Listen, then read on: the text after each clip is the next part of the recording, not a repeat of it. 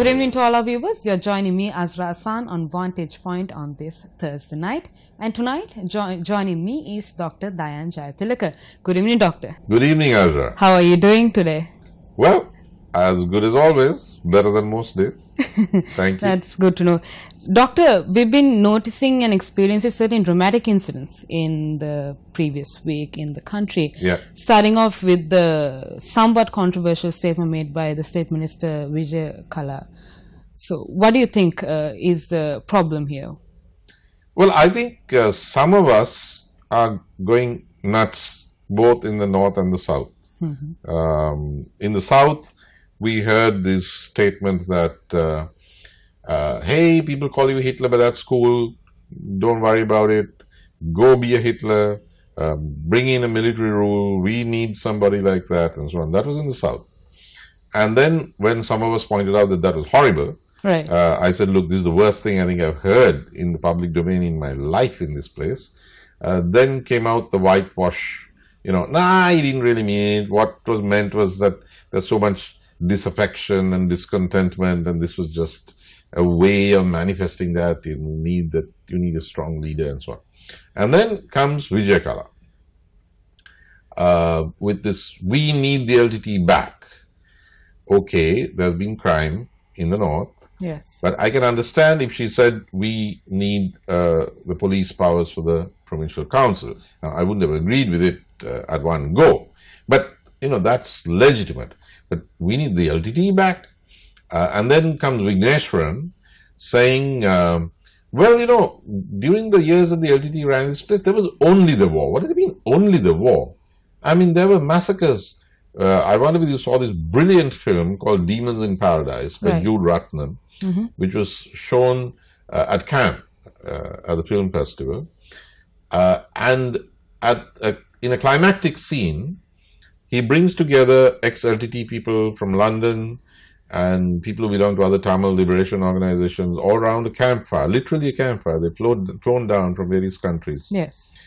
And then they talk about what happened. And the LTT guy says, I executed so many people belonging to Tello, and the civilians came and gave us Coca-Cola while we were shooting them. And then another guy said, you know what you guys did to my father? I belong to another group. And they came, they got him drunk, and they pierced his eyes. I mean, they made him blind. And finally, the LTT guy was now very regretful and reflective. He said, we are calling for accountability. Mm-hmm. I think we must have killed about 24,000 of our own people. Yeah. So, what's this nonsense about everything was fine and deadly except for this little war when the Tigers were in this country? Little war which has been going on for 30 years. Exactly. So you have the same phenomenon in the north and the south. It's a fascistic mentality. The Black Tigers were commemorated. I mean, I've been to so many countries, and of course I've read about and studied so many countries. I cannot think of one other country on planet Earth where within their own legitimate borders they would allow the open commemoration of suicide bombers. Yes. But we did that. Mm-hmm. And that's supposed to be reconciliation. What kind of reconciliation is that? And then, as I said, in the south, in the worst days of the war, nobody called for military rule. But now not only is it being called for, we are building up to a situation in which you will have very, very hardline ultranationalist ex-military people contesting around Gota. I'm not really blaming him, but they're clustering around him. They'll come in through the national list or they'll contest elections, and you will have a cabinet that's a civilian military junta, as they call it in Latin America. So for the first time ever, you have a hardening of opinion, a rise of neo-fascism, if you like, at the same time in the north and the south. And none of it is necessary. During the war, we never had the same sickness simultaneously. Yes. But now, for the first time in peacetime, this is being manufactured, it's being constructed. And if that is what comes to pass, Azra, we will have a needless cataclysmic clash of North and South, and between the country and our neighbor. And it's not something that anybody is going to win out in. Yes. It's unnecessary, but it's scary when you look at it. Doctor, you say it's manufactured. Yeah. Is it just to simply facilitate one's own personal whims and fancies? Is it working according to someone's personal agenda? It's a psychological It's definitely not factor. for the betterment of the country. No, Definitely it's not. I mean, look, let me give the facts, or not all the facts, but we're running out of time, but I'll give you a fact. July 1st, Galeval, a meeting of this organization, ELIA. Yes. Mr. Gotabaya Rajapaksa was seated in the front row. The speaker was a young lady doctor, an ENT specialist, screaming at the top of her voice, talking about lion cubs, Singapatao. So I thought, what is this? Is this something to do with a zoo or something? No. And she went on to say, for 70 years, now this is in Sinhalese, for 70 years we allowed the political authority to run this country. And what have they accomplished? And I was thinking, hey lady, hold it. 70 years means 10 years of Mahinda Rajapaksa. You're supposed to be pro Mahinda Rajapaksa, but you're not really, are you? And another 10 years where Mahinda was in cabinet. And all those years where you had SLFP governments and UNP governments, and you had presidents like Mr. Premadas who built houses for the people and gave free school uniforms. You had Mahinda who won the war. You had J.R. Javadana who opened up the economy. And you're saying it was all a waste? 70 years where we preserved democracy, as many third world countries haven't, and even some European countries. Yeah. We fought and kept the country together. We've had a social welfare system.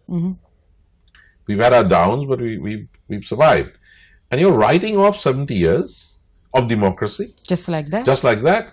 And then she goes on to say, now what kind of leader do we want to lead our country? And I thought, hey, okay, let's see whether she mentions Mahinda at all, because this is supposed to be a pro-opposition, pro-Mahinda. GLPDs were seated there, and some JO MPs fidgeting a little bit. She didn't mention Mahinda even once. And she said, what kind of leader do we want? We want a leader, not somebody who's just going to lead us to victory at local government and parliamentary elections. We want somebody who will go beyond victories towards targets and have a plan for the economic development of the country up until 2040. I thought, hey, I mean, what's she talking about? She's doing an advertisement which fits only one person. It's contrived. It's artificial. She's wiping out the democratic political heritage and all our achievements as a country. In order to say it was all nonsense, you need this kind of guy as our leader. This is a cult of the personality. Right. This is the same thing that's happening in the North. And it happened in the North, which is why the Tamil people are, have lost out. Why? Because I saw this happen in the North. The craze, the Prabhakaran craze, the LTT craze, because there were other options apart from the TULF. They murdered the TULF leaders. Right. But these were very experienced people, very educated, like Neelan Tiruchelvam and so on. And then there were other organizations which were far more progressive, like the Plot and the EPRLF and EPDP and so on. But there was this craze among the Tamil people, even educated ones. No. Those guys, they're too slow. They want to work with the Sinhalese. So we used to say, look, but Uma Maheswaran, he's a surveyor. This guy Padmanabha, he's trained with the Palestinians. This guy knows these leaders. No. Prabhakaran is the guy. There's this guy, Prabhakaran, you should hear about him, Thambi. His boys, they don't drink, they don't smoke. And now we hear the truth. What's the truth? Raghavan, who was living in London, he was a dissenter from the Tigers. He was a co-founder of the LTT. He gave a long interview to a very fine, relatively young Tamil intellectual, Ahilan Kadirgama. And in that, Raghavan says, Prabhakaran loved the Israelis and he also loved Hitler. You wouldn't have thought that that was possible. He got the sense of exclusiveness and a Jewish homeland, the chosen people from Israel. But he admired Hitler. He read Mein Kampf. Right. He wanted it translated. And he modeled the LTT army on Hitler's army. So I'm thinking, so that's the mix. And I find that here in Viet Maga and the Gotabe phenomenon, they're pro-Netanyahu, and they think there's nothing wrong with Hitler either. And they want military rule. So it's the same phenomenon of proto-fascism taking place in both places. It will wreck this country if it is allowed to prevail, unless we create some other political options for ourselves. Not the status quo. This status quo is not going to last. I mean, from Mexico across to New Zealand, the neoliberal, globalist, cosmopolitan status quo is collapsing. The choice is, do you want a progressive alternative, as in Mexico, where you have President Lopez Obrador? He's won 53% of the vote. He's a very progressive man. Do you want young people like Alexandria Cortez-Ocasio in New York, who won the Democratic primary, a 28-year-old Boston University alumni who's a Democratic socialist? Do you want somebody like Jacinta Ardern in New Zealand? Or do you want a Trump or Netanyahu or one of these hard alt-right people? So that's the choice we are facing. Doctor, let's hold on to that thought. We'll be back after this short commercial break. Welcome back to Vantage Point. We are in conversation with Dr. Dayan Jayathilaka. Doctor, we now spoke about the current situation in the country. What do you think is the way out? What's the solution? What can we suggest to the government or the relevant authorities? What actions to take? Well, you know, I'm very glad that President Sirisena stepped in to reduce the price of fuel. Because as we speak, there are riots in Haiti. People are calling for a revolution. Why are they calling for a revolution? Because fuel prices were raised. Why were the fuel prices raised? Because somebody, very much like the people who did it here, did exactly what the IMF told them to do. And the people on the streets, they're burning buildings. They're not doing that here because the president intervened and pegged the prices down again. So, okay, but that's sort of just something small. Well, it's not small, but that alone won't do. Relatively small. It's relatively small, but it won't do, but it's a good move. It's a good move. What you need is sanity and reason. Luckily, there's not just one way out. There are about 3 or 4 exits. Whether anybody wants to take them, I don't know. What I hope doesn't happen is what has happened to me many times, which is I say something, I plug the line, people come and tell me a year later, 6 months later, maybe 2 years later, doctor, you were right, you said it, we didn't realize it, now we understand what you were saying. You know, let's not wait, you know, for 1 year after. Try to figure out what I'm trying to say, and if it's useful, use it right now. So, how can we do this? There are about 4 or 5 ways out of this mess. One is for the 19th Amendment to be slightly repaired so that Mahinda Rajapaksa can contest as president again. I mean, there are maybe some people who have a problem with that, but he's not dangerous. He's a nice guy. He can get things done. You're not going to be afraid of him. But he can't contest the presidency because the 19th Amendment prevents him from running for a 3rd term. Now, if you just use the word consecutive, then you can unfreeze this, because as in Russia, you don't get 3 consecutive terms. You get 2, then you have to step back, and then you have to come in afresh, which would be his situation. So this is one option. And if you have him running for the presidency, we won't be talking about the ultra-nationalist alt-right or fascism or military rule or any of this nonsense. All of that is possible because there is a vacuum. So it's a default option. So that's one thing that can be done.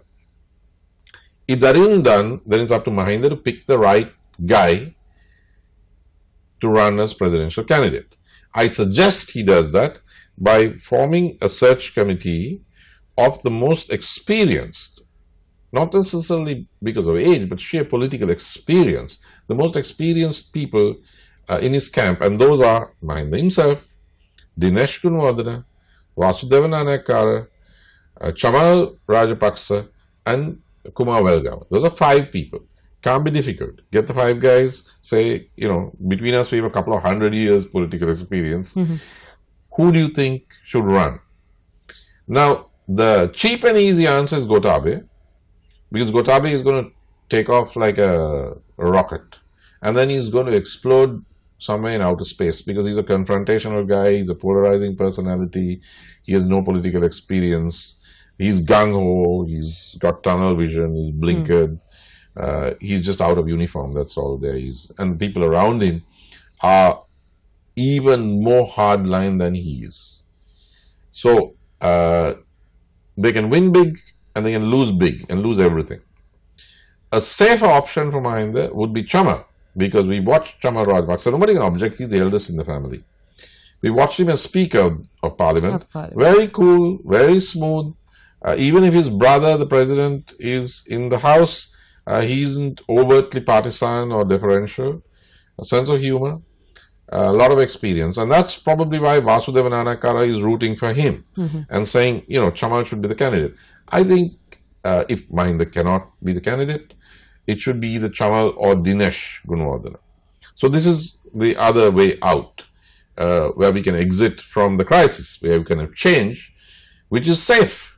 It will be like Mexico's Lopez Obrador. It won't be a Trump or Netanyahu type aggressive option. So that's number 2. Number 3, the UNP. Don't do certain things. I mean, Daya Gamage should not have been seen with Vijay Kalamaheshwaran after that. I mean, there are hundreds of thousands of UNP people who are not going to vote just by seeing that. Yes. I mean, this is crazy. And do the right thing.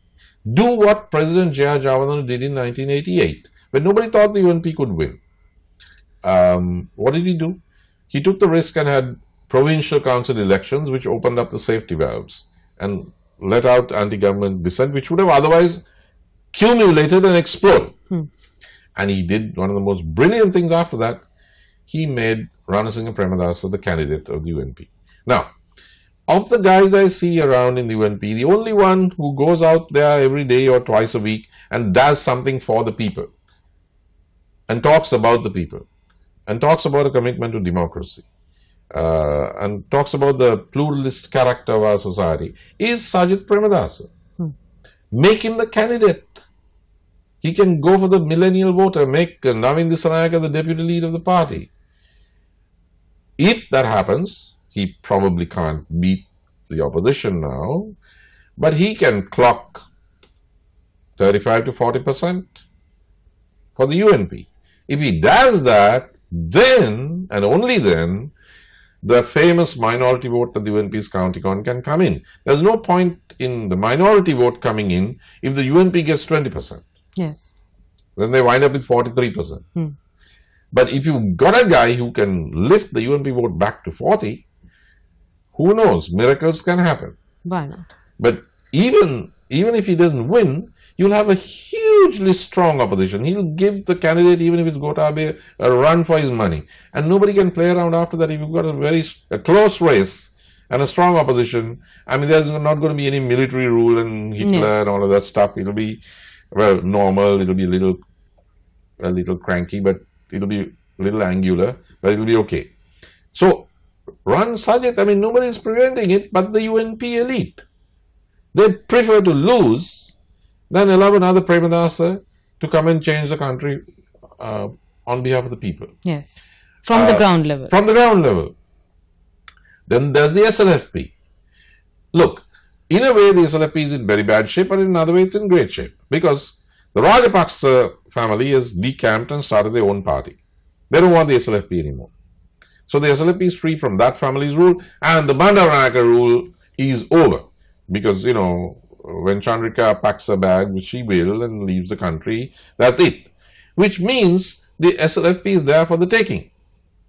Provided they don't stick on this sinking ship of the UNP's neoliberal economic policy.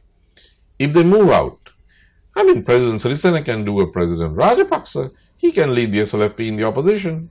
Or, I mean, especially if there's a young guy like Dasari Jayasekara, who is the General Secretary or the National Organizer of the party. you will have the SLFP reviving. I mean, Mr. Bandaranaike left the UNP. The UNP lost, but it didn't disappear. Chandrika and Vijaya left the SLFP and formed the SLMP. They did well. She became the president later, but the SLFP survived.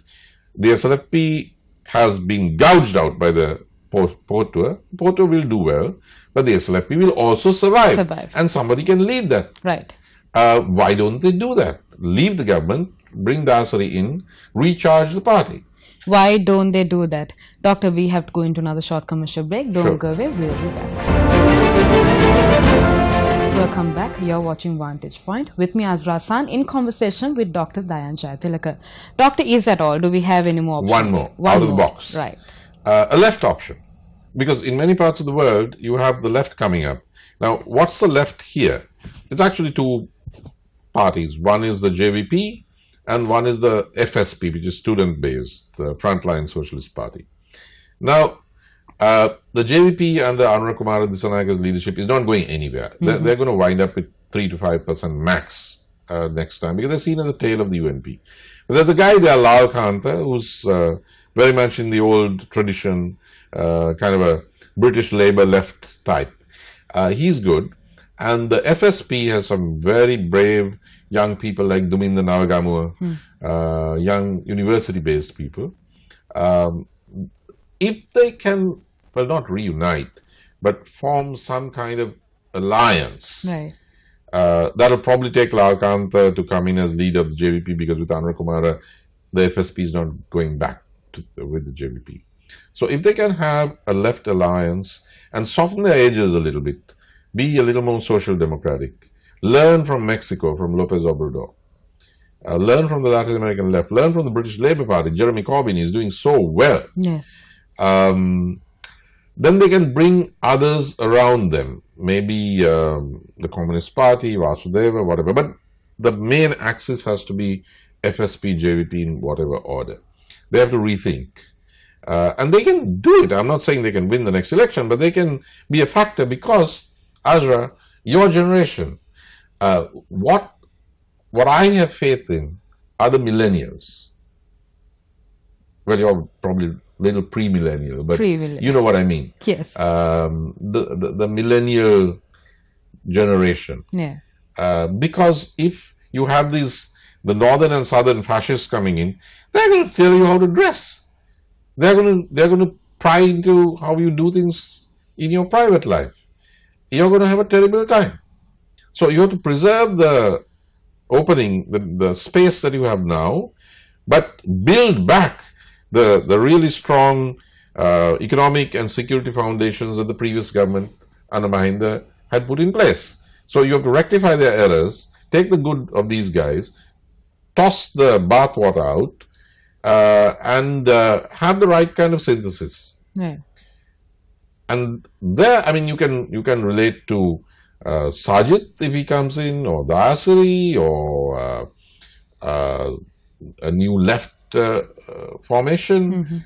But the millennials are the ones that I have faith in. They have to start speaking out. Look around the world. Look at, as I said, Alexandria Ocasio-Cortez, part-time waitress, alumni of Boston University, 28 years old, beats the veteran Democrat in the Democratic primaries. That guy is the fourth senior most Democrat in Congress. He was beaten by this 28-year-old. And Tom Perez, the chairman of the Democratic Party National Committee, says Alexandria is the future of our party. She's a young democratic socialist. Look at Britain. Jeremy Corbyn, older guy. I mean, if Sri Lanka were Britain, Vasudeva Nanakara would be a Jeremy Corbyn. But of course, if Britain were Sri Lanka, poor Jeremy Corbyn would be like Vasu. I mean, they're very much alike. I mean, I know them both. I've met I know Vasu. I've met Jeremy Corbyn more than once. I've given him my book on Fidel. They're doing wonderfully well. I disagree with them on Sri Lanka, but for Britain, they're wonderful. Doing a good job. For their own country, they're doing a wonderful job. So, I mean, build an alternative like that, or influence people, you know, knockheads, young people, the millennials. Just go. It's your life, it's your world. Go out there and make it, change it. It's your country. And we'll see a big difference. Yeah. We'll see a good change. Doctor, going back to the incidents that we discussed earlier, Yeah. I have a very simple question for you. Okay. Do you think the citizens of Sri Lanka, they deserve this kind of mental agony? Don't you think these are just distractions and unnecessary problems that we have to worry about when we have bigger problems to worry about? They deserve much better, because the Sri Lankan people, I have great respect for the Sri Lankan people. I mean, why didn't I migrate? Because there's something about this place and our people. They're very political, they're very sophisticated politically, they're critical. They deserve a lot better. The people are way ahead of the leaders. The leaders, the people in the north and the south are not being given the right options. They're being manipulated, because there are fanatics in the north and fanatics in the south. These people are mentally sick, but they have the levers of power, of economic resources, of television, of and they're bullying personalities. They create trends, and they're trapping the people of Sri Lanka, of all communities, into these limited, narrow options of getting on top and throwing the other out or putting the other down and trying to grab all the space they can. What we need is to build a home on this island that we can all live in, respecting our collective identities, but also intermingling and interacting the way we want to build a home where we can all be comfortable. Surely that's not too difficult to do, and That is not difficult at all. our people have the capacity to do that. I mean, we do that every day down the corridor. And why can't that be the case politically? Yes. It can be done. We can build a country like that. You don't necessarily need a new constitution. I mean, you can lead up to it in another generation. Doctor, one final question as we're running out of time. Do you think the current government or the country as a whole, we are moving forward? Are we stuck in the same place, or are we moving backward? Briefly, what do you think? Are we any good news coming up for us? Well, the good news is that we still have the president who balances things. On certain issues such as foreign policy, there's a kind of drawing together. Now on China, government and opposition think the same. On Russia, they think the same. The bad news is that we are selling far too many of our national assets. No country does that. If you take Vietnam, they're not going to sell to the Chinese their airports and ports within Vietnam. Nobody does that with a large neighbor. And on the other hand, if you take the opposition, there's the opposition. I mean, I like them, but some of them are plain crazy. There are those who say no 13th Amendment. Now, if you're not even going to implement the 13th Amendment, what are you offering the Tamil people? How are you going to run the North without Tamil allies, Tamil partners? You're going to have a single administration, ex-military guys again? Just not going to. You're going to unleash the military. You need Tamil Democrats, and the minimum that even Douglas Devananda or Siddharthan or the moderates will accept is the implementation of the 13th Amendment as a first step. Now, if you're saying, no 13th Amendment, then on what basis do you talk to the Tamil people about their political problems which arise from their need for an irreducible political space? And if you can't talk to the Tamil people, you can't talk to the Indians. And if you can't talk to the Indians, you can't talk to much of the world. So you have ghettoization of one sort from the opposition, from the Gotabeyan opposition, not Mahinda, and you have a complete opening up, neoliberal globalization on the part of the dominant elite of this government. And the two things feed off each other because they're both extremes. What you don't have is a rational middle path that suits the 21st century. And that's what we need. That's what we deserve and what we can have. Thank you, Dr. Jayathilaka, for joining us tonight. That was Dr. Dayan Jayathilaka. That's it from us on Vantage Point. Have a good night.